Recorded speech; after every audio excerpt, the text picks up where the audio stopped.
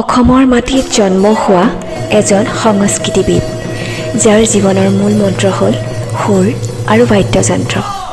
তেওঁ হৈছে ঢোলৰ এক সঁচা সাধক, যিজনে এই পৰম্পৰাগত বাদ্যযন্ত্ৰক নতুন উচ্চতালৈ লৈ গৈছে। তেখেত কেৱল ঢোলৰ বিশেষজ্ঞই নহয়, 50 বিধতকৈও অধিক বাদ্যযন্ত্ৰৰ অনুশীলনকাৰী। প্ৰতিটো সুৰ, প্ৰতিটো ছন্দ তেওঁৰ হাতত জীৱন লাভ কৰে।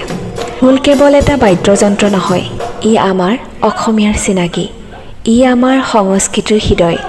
জীৱনত ঢোলৰ সুৰে সুখ দুখৰ কথা কয়।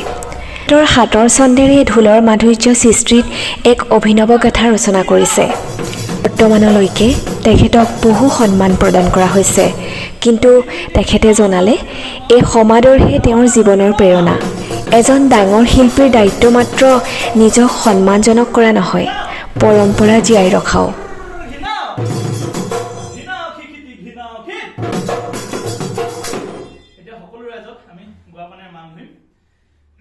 ঘিম গমা গমা গমা গমা গমা খিক গমা গমা গমা গমা গমা